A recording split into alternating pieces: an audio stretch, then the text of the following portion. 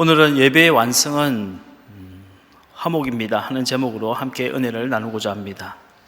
여러분, 참된 예배란 어떤 예배일까요? 하나님이 가장 기뻐하시는 예배는 어떤 모습의 예배일까요? 우리는 구약의 화목 제사를 통해서 하나님이 기뻐하시는 참된 예배의 모습을 가늠해 볼 수가 있습니다.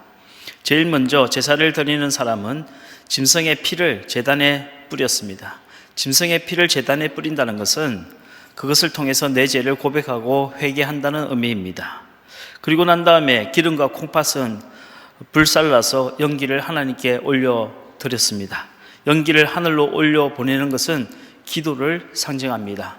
요한계시록 5장을 보면 천상의 예배의 장면이 나오는데 어린 양 대신 예수 그리스도의 보좌 앞에 향이 가득 담긴 금 대접이 나오죠. 그런데 하나님께서는 그 향을 성도들의 기도니라 라고 말씀하셨습니다. 우리가 이 땅에서 하나님께 드린 기도는 하나도 땅에 떨어지지 아니하고 주님의 보좌 앞에 다 상달되어서 마지막 천국에 가보면 그 모든 기도가 다 보관이 되고 있다는 겁니다. 그리고 난 다음 짐승의 가슴은 제사장이 취하도록 했습니다. 주의 종이 말씀을 전할 때는 가슴으로 전해야지 그저 머리로 이해해서는 안 된다는 겁니다. 그리고 나머지 그 다음에 모든 고기는 제사를 드린 사람이 반드시 이틀 안에 그 고기를 다 먹어야만 했습니다. 감사로 제물을 드렸을 때는 하루 만에 그 고기를 먹어야만 했고, 서원으로 제물을 드렸을 경우에는 이틀 안에 그 고기를 다 먹어야 했습니다. 하나님은 만약 그 이틀 안에 그 고기를 다 먹지 못하면 너희에게 재앙이 임하리라고 말씀해 주었습니다. 레위기 7장 15절로 18절 말씀을 함께 읽겠습니다. 시작. 감사함으로 드리는 화목제물의 고기는 드리는 그날에 먹을 것이요 조금이라도 이튿날 아침까지 두지 말 것이니라. 그러나 그의 예물의 제물이 서원이나 자원하는 것이면 그 제물을 드린 날에 먹을 것이요 그 남은 것은 이튿날에도 먹되 그 제물의 고기가 셋째 날까지 남았으면 불사를 찌니 만일 그 화목제물의 고기를 셋째 날에 조금이라도 먹으면 그 제사는 기쁘게 받아들여지지 않을 것이라. 드린 자에게도 예물답게 되지 못하고 도리어 가증한 것이 될 것이며 그것을 먹는 자는 그 죄를 짊어지리라. 그런데 여러분, 한번 생각해 보시기 바랍니다. 소 한 마리를 이틀 안에 먹으라 하시면 여러분 다 드실 수 있겠습니까? 아마 첫째 날에는 가족들과 가까운 친구들을 불러서 그 고기를 먹었을 겁니다. 하지만 그렇게 해서는 절대로 소 한 마리를 다 먹을 수 없습니다. 그러니 둘째 날에는 친하지도 않는 사람들을 마구잡이로 불러서 먹어야 되고, 심지어 싸워서 눈도 마주치지 않는 사람까지 불러서 함께 그 고기를 먹어야만 했을 겁니다. 무슨 의미일까요? 예배의 목적은 하나님께만 영광을 돌리는 것이 아니라 너희가 서로 용납하고 서로 용서하고 서로 화해하고 화목하라는 것입니다. 사도 바울은 우리 예수님을 향해서 그는 화목의 제물로 바치신 분이다 라고 말했습니다. 로마서 5장 10절 말씀을 함께 읽겠습니다. 시작. 곧 우리가 원수되었을 때 그의 아들의 죽으심으로 말미암아 하나님과 화목하게 되었은즉 화목하게 된 자로서는 더욱 그의 살아나심으로 말미암아 구원을 받을 것이니라. 우리는 죄 때문에 하나님과 원수가 되었습니다. 하나님과 원수가 된 우리를 위해서 예수 그리스도께서 화목의 제물이 되셨어요. 십자가 위에서 못 박히시고 몸을 찢으시고 피 흘려주심으로 하나님과 우리 사이에 화해가 일어나고 용서가 일어났다는 겁니다. 오스왈드 챔버스가 그런 말을 했죠. 하나님은 우리의 죄를 무조건 용서하신 것이 아니라 아들이 피 흘려 죽는 것을 다 보고 나신 이후에야 우리의 죄를 용서하신 것이다 하고 말입니다. 이어서 고린도후서 5장 18절에서 19절 말씀을 한번 읽겠습니다. 시작. 모든 것이 하나님께로서 났으며 그가 그리스도로 말미암아 우리를 자기와 화목하게 하시고 또 우리에게 화목하게 하는 직분을 주셨으니 곧 하나님께서 그리스도 안에 계시사 세상을 자기와 화목하게 하시며 그들의 죄를 그들에게 돌리지 아니하시고 화목하게 하는 말씀을 우리에게 부탁하셨느니라. 이렇게 예수님을 화목의 제물로 삼아 하나님께 화목 제사를 드린 우리들에게는 저와 여러분 모두에게 화목하게 하는 직분을 주셨다는 겁니다. 저 사람은 악하다고, 저 사람은 틀렸다고 그 죄를 돌리고 저주하는 말이 아니라 그 사람을 용납하고 용서하고 서로 화목하게 하는 말씀을 우리에게 주셨다는 겁니다. 우리 예수님도 하나님께 예배를 드리려거든 먼저 너의 형제와 화해부터 하라고 말씀하셨습니다. 마태복음 5장 23절로 24절 말씀 시작. 그러므로 예물을 제단에 드리려다가 거기서 내 형제에게 원망 들을 만한 일이 있는 것이 생각나거든 예물을 제단 앞에 두고 먼저 가서 형제와 화목하고 그 후에 와서 예물을 드리라. 예배의 목적은 화목입니다. 예배의 궁극적인 완성은 화해를 하는 것이고 화목하는 것입니다. 다윗이 수많은 역경을 딛고 왕이 된 이후에 제일 먼저 한 일은 잃어버린 법궤를 다시 찾아오는 일이었어요. 천신만고 끝에 잃어버린 법궤를 다시 예루살렘으로 찾아 들어오는 날, 다윗은 그것을 보고 얼마나 기뻤는지 가랑이 사이로 수치가 다 보일 정도로 덩실덩실 춤을 췄습니다. 하나님께 예배를 드릴 때는 기쁨과 감사로 예배를 드리라는 겁니다. 다윗처럼 노래하고 춤추면서 하나님께 예배를 드리라는 겁니다. 제가 미국에 있을 때 한 번은 흑인교회에서 예배를 드린 적이 있는데요. 목사님이 설교하시다가 갑자기 이제 성령의 필이 올라서 찬양을 막 부르시기 시작하니까 성도들이 여기저기서 자리에서 일어나서 막 박수를 치면서 따라서 노래를 부르더라고요. 설교 도중에 그러시는 거예요. 제 앞에 있던 어떤 여자분이 덩치가 굉장히 큰 분인데 의자 위에 올라가더니 막 엉덩이를 흔들면서 컴온 이러면서 찬양을 하는데 나중에 알고 보니 그분이 판사였어요. 그 여자분이.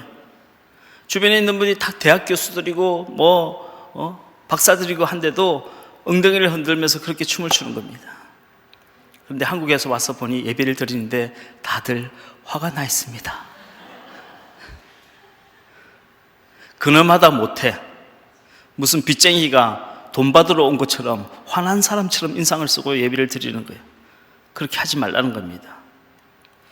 다윗이 이렇게 춤을 추는 장면을 보면서 그의 아내 미갈이 왕이 채신머리도 없이 여종들이 보는 앞에서 하체를 드러내놓고 춤을 춘다고 비방했습니다. 그때 하나님이 미갈을 저주하셨어요. 그래서 미갈에게는 후사가 없었던 겁니다. 다윗이 하체가 다 드러날 정도로 그렇게 춤을 추는 것이 하나님 보시기에 옳다는 겁니다. 죄인된 우리들이, 아무런 자격이 없는 우리들이 하나님의 보좌 앞까지 나와서 찬송을 부르고 기도를 하고 말씀을 듣고 예배드리는 것이 얼마나 감격스럽고 기쁜 일이냐는 겁니다. 이처럼 기쁨의 예배를 드린 직후에 다윗이 가장 먼저 한 일이 뭐냐? 바로 오늘 본문에 나오는 사울 왕의 집안과 화해를 한 사건입니다. 다윗은 사울 왕의 집안의 마지막 생존자인 무비보셋을 불러서 그를 나라의 왕자로 세워주었습니다. 사울의 시대는 가고 다윗의 시대가 왔습니다. 사울 왕과 그의 아들들은 블레셋과의 전투에서 다 죽었고 사울 왕을 따르던 사람들도 거의 절반 이상이 다 죽은 상태입니다. 그리고 다윗을 따랐던 사람들은 다윗과 함께 새로운 정부를 이루고 고위관직에 올라 다윗과 함께 영광을 누리게 되었습니다. 다윗을 따랐던 사람들은 아둘람 동굴에서부터 다윗과 함께 동고동락하며 목숨을 걸고 사울 왕과 싸웠던 사람들입니다. 이제 다윗이 왕이 되었으니 그들은 다 한 자리씩 차지하면서 영광을 누리게 된 겁니다. 그리고 또 한 가지, 자신들을 그렇게 괴롭히고 죽이려고 했던 사울 왕의 후손들과 그 잔당들을 찾아서 복수하려고 한 겁니다. 오늘 본문의 말씀은 바로 그런 역사적 시점의 한 사건을 보도하고 있는 겁니다. 사무엘하 9장 3절 말씀만 다시 한번 읽겠습니다. 시작. 왕이 이르되 사울의 집에 아직도 남은 사람이 없느냐? 내가 그 사람에게 하나님의 은총을 베풀고자 하노라 하니 시바가 왕께 아뢰되 요나단의 아들 하나가 있는데 다리 저는 잔이이다 하니라. 어느 날 다윗이 신하들에게 사울의 후손 중에 살아남은 자가 없느냐 하고 물어봤습니다. 신하들은 속으로 이제 드디어 피해 복수가 시작되는구나 라고 생각했을 겁니다. 사실 인간의 역사는 끊임없이 피해 복수를 반복해 왔습니다. 누군가 권력을 장악하면 그 이전의 권력자를 죽이고 또다시 새로운 정권이 등장하면 이전의 모든 권력자들을 죽이고 복수하는 겁니다. 그런데 사울의 자손들이 이미 다 죽었고 오직 한 사람만이 살아남아 있었습니다. 그의 이름은 무비보셋이었고 사울 왕의 손자였고 요나단의 아들이었습니다. 그리고 그는 두 다리를 저는 장애인이었어요. 무비보셋이 아주 어릴 때 사울 왕이 전쟁터에서 죽었다는 소식을 듣고 그의 유모가 어린 아이를 안고 도망을 치다가 그만 아이를 실수로 땅에 떨어뜨려 버리고 왔어요. 그 사건 이후로 무비보셋은 두 다리를 저는 장애인이 되었습니다.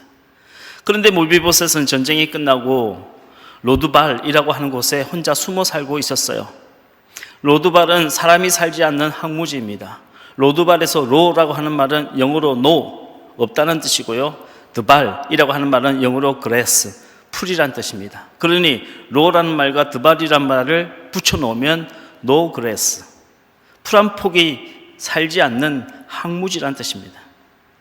할아버지 사울 왕이 무소부유리의 권력을 가지고 있을 때는 정말 남부럽지 않는 대접을 받으면서 살았던 이 아이가 집안이 망하자 로드발이라고 하는 항무지에 숨어 살고 있었던 겁니다.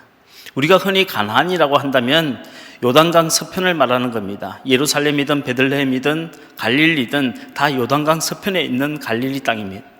가나안 땅입니다. 하지만 이 로드발이라고 하는 것은 요단강 동편에, 그러니까 모압에 있는 황무지라는 뜻입니다.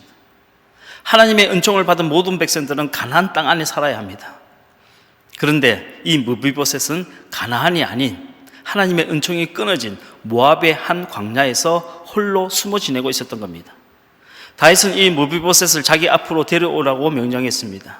여러분, 무비보셋이 다리를 저는 장애인이 신하들의 손에 이끌려서 다윗 왕에게 가면서 어떤 생각이 들었을까요? 제가 아는 어느 장로님이 아주 오랫동안 교도소에서 사역을 하신 분이 계신데요, 이 붉은색 명찰을 단 그러니까 사형수들은 아침에 반찬이 조금만 좋아져도 밥을 먹지 못한다고 합니다. 오늘 나를 죽이려고 이렇게 좋은 음식을 주나? 밥을 먹지 못한다는 거예요. 심지어 운동장에 그냥 운동하러 나가자고 교도관들이 끌고 나가도 걷지를 못한다고 합니다. 복도를 걸으면서 한 걸음 갔다가 넘어지고 또 한 걸음 갔다가 넘어지고 다리에 힘이 풀려서 걷지를 못한다고 해요. 심지어 오줌을 지리기도 한다는 겁니다. 안 그래도 다리를 드는 장애인인 무비보셋이 다윗 왕 앞에 끌려나가면서 얼마나 괴롭고 힘들었겠습니까? 제대로 걷지도 못했을 거예요. 그런데 이렇게 급에 잔뜩 질린 표정으로 다가오고 있는 무비보셋을 보며 다윗은 뜻밖의 이야기를 하는 겁니다. 9장 7절 말씀을 같이 한번 읽겠습니다. 시작. 다윗이 그에게 이르되 무서워하지 말라. 내가 반드시 내 아버지 요나단으로 말미암아 내게 은총을 베풀리라. 내가 내 할아버지 사울의 모든 밭을 다 내게 도로 주겠고 또 너는 항상 내 상에서 떡을 먹을지니라 하니. 다리를 절며 다가오는 무비보셋을 보고 다윗은 무서워하지 말라라고 말했습니다. 그리고 내가 너희 할아버지 사울 왕의 모든 재산을 너에게 다시 돌려주겠다라고 약속했습니다. 그리고 너는 지금부터 왕의 식탁에서 함께 밥을 먹을지니라라고 말했습니다. 그 옛날 왕의 식탁에서 함께 식사를 할 수 있는 사람은 오직 왕자들, 왕의 아들들밖에 없었습니다. 그날 다윗은 이 무비보셋을 자신의 아들로 왕자로 삼아준 겁니다. 다윗은 과거에 자기를 그렇게 괴롭히고 자기를 죽이려고 했던 사울 왕의 손자를 찾아내어서 그를 환대하고 그를 용서하고 그에게 용기를 북돋아주고 그에게 살 길을 열어주고 심지어 그를 자신의 아들로 왕자로 삼아준 겁니다. 여러분, 이런 장면을 한번 상상해 보시길 바랍니다. 어느 날 다윗과 그 왕자들이 둥근 식탁에 둘러앉아 만찬을 하고 있습니다. 정말 산의 진비와 같은 양고기와 많은 포도주가 또 맛있는 떡이 그 테이블 위에 놓여져 있습니다. 그 중에는 검은 머리를 찰랑찰랑하는 잘생긴 압살롬도 있고 욕망의 눈이 가득 찬 아도니아도 앉아 있습니다. 그런데 무슨 일인지 다윗은 밥을 먹지 않는 겁니다. 아직 한 명이 오지 않았다 하며 밥 먹기를 거부하고 있는 겁니다. 마치 대부라는 영화에서 비토 콜리오네가 막내 아들 마이클이 오지 않았다고 가족 사진을 찍지 않는 것처럼 다윗은 목리를 부리면서 밥을 먹기를 거절하는 겁니다. 그런데 저 멀리서 다리를 질질 끄는 소리가 들립니다. 한 아이가 불편한 몸을 가지고 두 다리를 절면서 힘겹게 테이블로 다가와 그 자리에 앉는 겁니다. 그래서 다윗은 미소를 띄우면서 식탁볼을 살짝 내려서 무비보셋의 그 가늘한 두 다리를 감추어 줍니다. 다윗의 얼굴에 미소가 띄기 시작했고 드디어 저녁 만찬이 시작되는 겁니다. 여러분, 그 장면이 상상이 되십니까? 저는 이것이 하나님이 가장 기뻐하시는 참된 예배라고 생각합니다. 다윗이 수천 마리의 소나 양을 잡아서 하나님께 제물을 드렸기 때문이 아니라 다윗이 드렸던 그 제사의 결과가 용서고 화해였기 때문입니다. 몇 년 전에 우리 교인들과 함께 국내 성지 순례로 전라남도 신안이라는 곳을 다녀온 적이 있습니다. 아름다운 섬들이 많이 있기도 하지만 유독 저에게 그곳이 특별했던 이유는 그곳이 우리 대한민국에서 기독교인의 비율이 가장 높은 곳이기 때문입니다. 한때는 그곳의 섬마을 사람들이 기독교인이 90%가 기독교인이었다고 합니다. 지금은 외지인들이 많이 들어와 살기 때문에 한 50% 정도가 기독교인이라고 하는데 그것도 정말 대단한 숫자가 아닙니까? 한 집 걸러 한 집이 다 예수 믿는 사람들인 겁니다. 신안이 이처럼 복음화율이 높고 예수 믿는 사람이 많아지게 된 이유는 문준경이라고 하는 어느 여자 전도사님이 순교하셨고 그리고 김인재라고 하는 젊은 목사가 용서했던 사건이 있기 때문입니다. 6.25 전쟁이 터지고 북한의 인민군이 신안에 쳐들어갔을 때 당시 예배를 드리고 있었던 문준경 전도사님을 총으로 쏴 죽였는데요.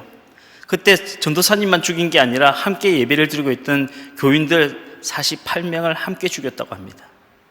그런데 북한 인민군은 총알을 아낀다는 이유로 그들을 총으로 쏘지 않고 바닷가에 구둥이를 파놓고 산채로 다 안매장해서 죽였습니다. 그 48명 중에는 이인재의 아버지였던 이판일 장로와 그의 일가족 13명도 함께 있었습니다. 당시 목포에 일이 있어서 잠깐 나갔던 이 이인재라고 하는 청년만 그 교인 중에 유일하게 목숨을 건진 생존자가 된 겁니다. 전쟁의 판도가 바뀌고 국군이 그 마을을 점령했습니다. 그리고 48명의 교인들을 학살했던 좌익 주범들을 생포했습니다.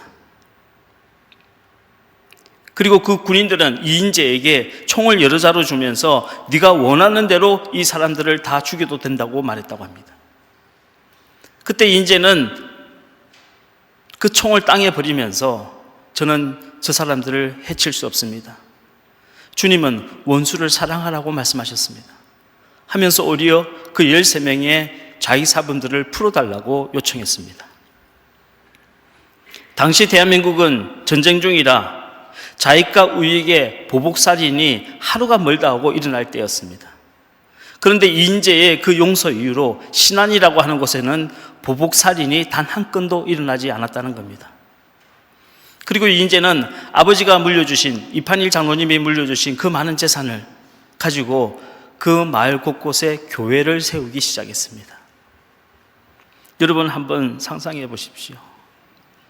그 교인들이 전도지를 들고 나가서 예수 믿으십시오, 교회 오십시오 라고 전도하지 않아도 그 섬 사람들이 자발적으로 그 교회를 찾아가지 않았겠습니까?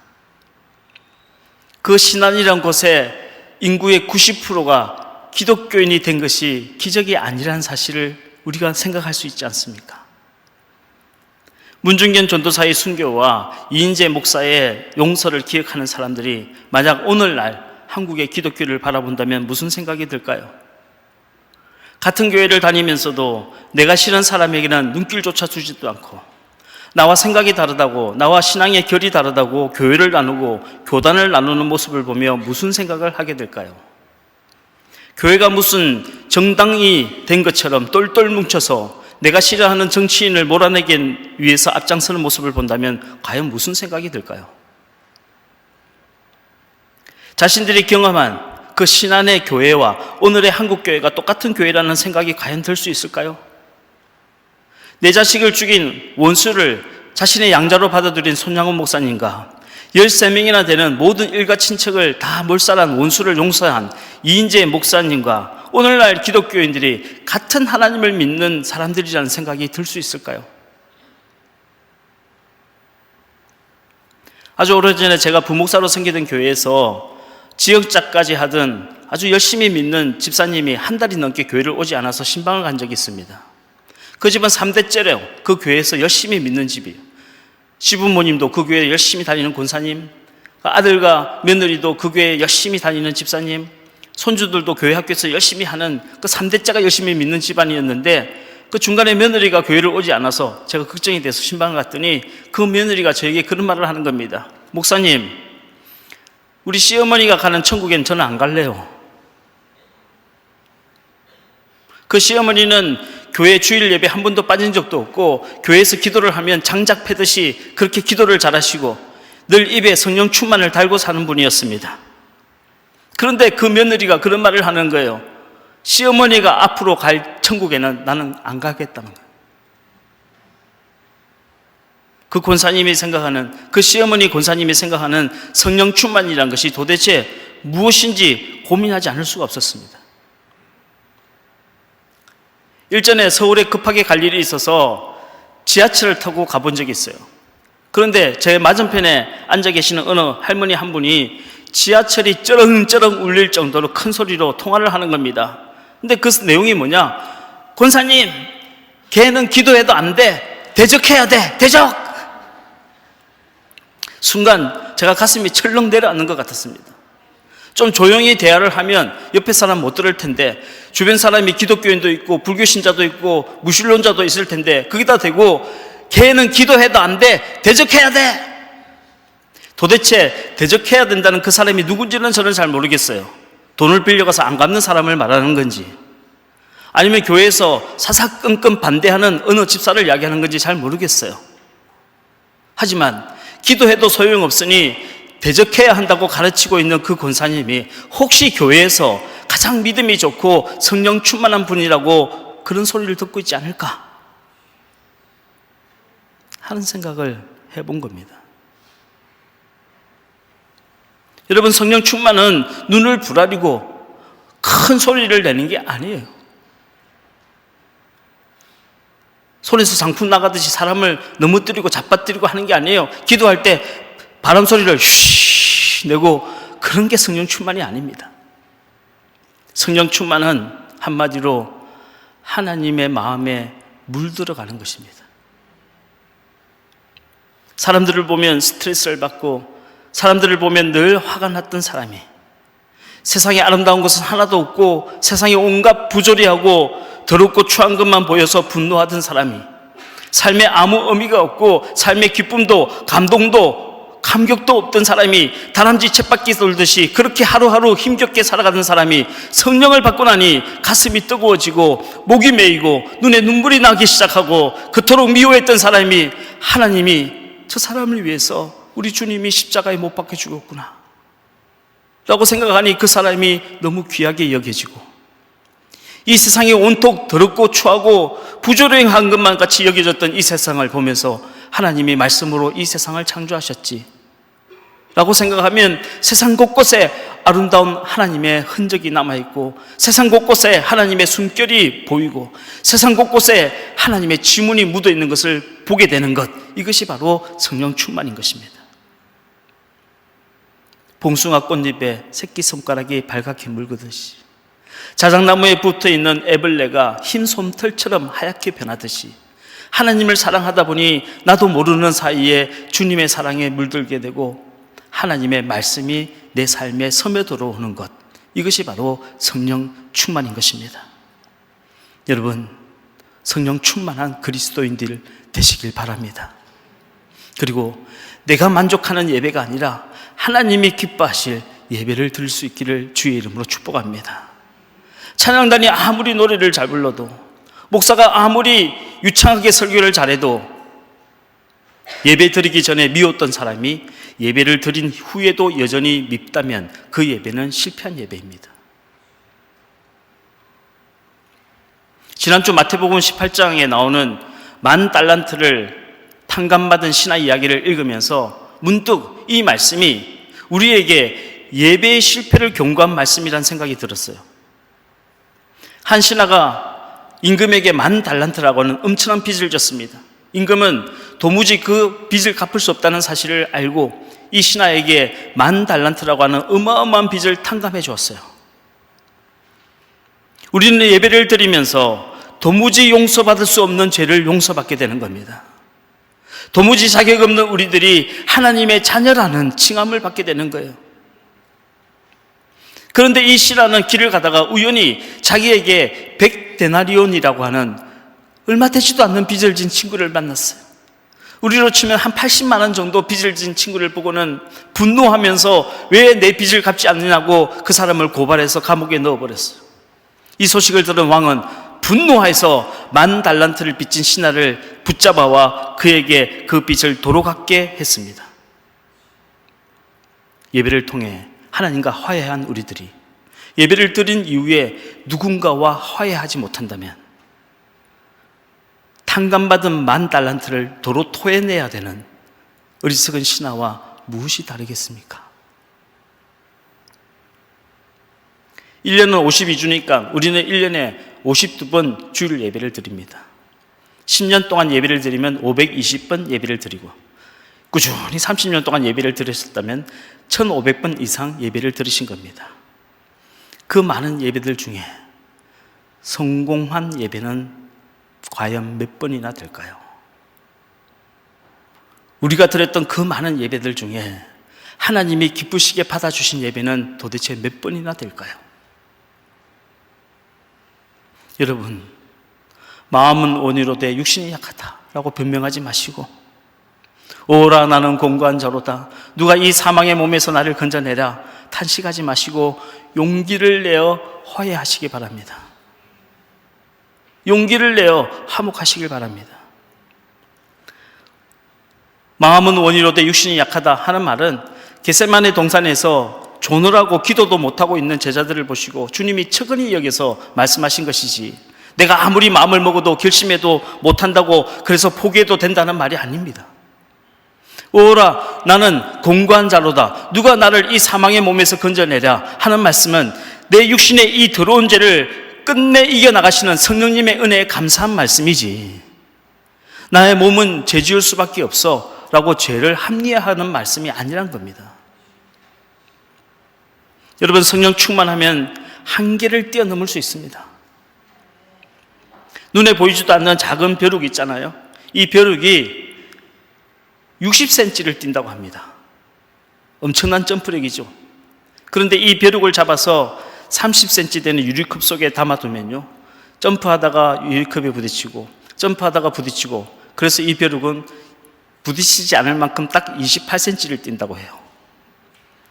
그런데 유리컵을 치워도 이 벼룩은 그 다음부터 28cm밖에 점프를 못한다는 겁니다. 하나님이 우리에게 주신 용서할 수 있는, 화해할 수 있는, 사랑할 수 있는 힘은 무궁무진합니다.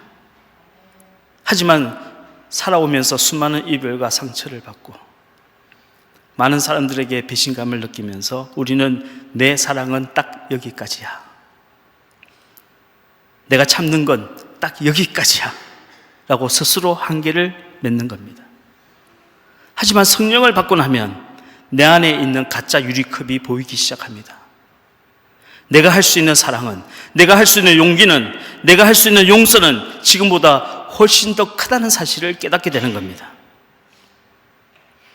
내가 저 사람한테 해줄 수 있는 것은 이거밖에 안 돼. 저 사람이 나한테 이렇게 못되게 굴었으니 나도 이렇게 할 거야. 그 사람과 나는 딱 여기까지야. 그 이상은 절대로 안 돼. 이건 가짜 유리컵일 수 있습니다. 우리에게는 그 가짜 유리컵을 깨고 나올 수 있는 영적인 점프력이 있다는 겁니다. 여러분의 영적인 한계를 낮추지 마십시오. 여러분의 영적인 눈높이를 절대로 낮추지 마십시오. 나는 여기까지밖에 안 된다고 제한하지 마십시오. 왜 우리가 세상 사람들과 똑같은 눈높이를 갖고 살아야 합니까? 하나님이 우리에게 할 수 있도록 능력을 주셨습니다. 영어 단어 중에 카본컬이라고 하는 단어가 있습니다. 이 카본컬은 미국에서 애들이요 염증의 뽀드락지가 생기면 카본컬이라고 부르기도 합니다. 원래 이 말은 새끼 거북이의 임시 치아를 뜻하는 말입니다.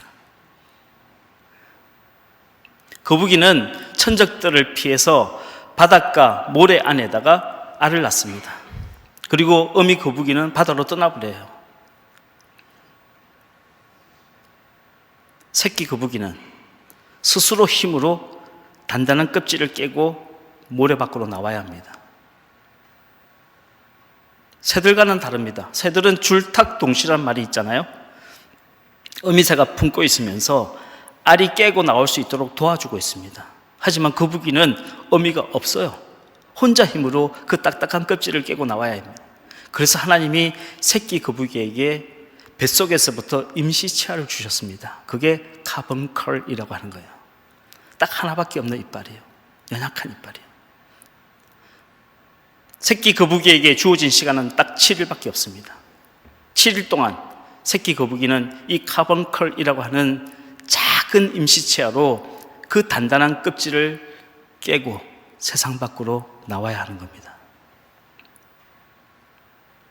그래서 카본컬이라고 불리는 이 임시치아는 껍질을 깨는 동안에 깨어지고 부서지고 으깨지고 피가 나고 뽑히는 겁니다. 하지만 7일 동안 껍질을 깨지 못한 거북이는 껍질 안에서 죽고 맙니다. 과학자들이요, 죽은 거북이 새끼 사체를 꺼내보면 카본컬이 그대로 남아 있습니다. 쓰지 않은 거예요. 하지만 껍질을 깨고 살아남은 거북이들의 임시치아는 다 깨어지고 부서져 있습니다. 하나님은 저와 여러분에게 아프지만 사랑하라고 카본컬을 주신 거예요. 설령 손해를 보는 한이 있더라도, 피투성이가 되는 한이 있더라도 몸부림치면서 기도하고 사랑하라고 카본컬을 주신 겁니다. 이걸 쓰지 않고 있으면 우리는 미움이라고 하는, 오해라고 하는, 분노라고 하는 껍질 속에서 죽고 마는 겁니다. 나를 죽이려고 했던 사울 왕의 손자를 찾아내서 자신의 아들로 삼고 왕자로 삼아준 다윗, 나를 죽이겠다고 저주하며 돌을 던지고 다가오는 유대인들을 향해서 용서의 기도를 드렸던 스데반 집사, 생때 같은 두 아들을 죽인 원수를 용서하고 양자로 받아준 손양원 목사님, 내 아버지와 어머니와 일가 친척까지 13명을 학살한 그 원수들을 용서해 줬던 이인재 목사, 그들은 우리와 다르기 때문에 그들은 특별한 사람들이고 우리는 아주 평범한 사람들이니까 할 수 없다고 생각하십니까? 그렇지 않습니다. 하나님께서는 여러분에게도 카본컬을 주셨습니다. 아프더라도, 자존심이 상하더라도, 때로는 손해를 보더라도, 피투성이가 되더라도 그걸 쓰셔야 돼요. 내가 먼저 용서해야 되고, 내가 먼저 다가가야 되고, 내가 가서 안아줘야 되고, 내가 가서 화목의 제물을 드려야 되는 겁니다. 오늘 우리는 두려움에 갇혀서 도무지 사랑하지 못하는 세상 속에 살아가고 있습니다. 제가 우리 청년들을 보면 제일 가슴 아픈 게 뭔지 압니까? 연애를 못해요.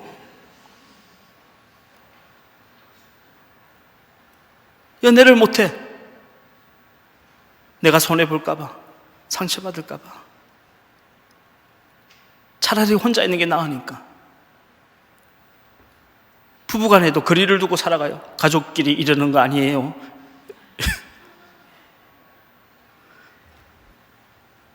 한 교회를 다니는 교인들끼리도 내가 저 사람을 위해서 더 걱정하고 더 사랑하면 혹시 내가 더 많이 희생하고 손해를 볼까봐 다가가지 못하는 겁니다. 하나님은 오늘 저와 여러분들에게 하나님이 기뻐하실 예배를 드리라고 말씀하고 있습니다. 하나님이 기뻐하신 예배는 화해하고 화목하는 예배입니다. 저와 여러분 예배에 성공하시기를 주의 이름으로 축복합니다.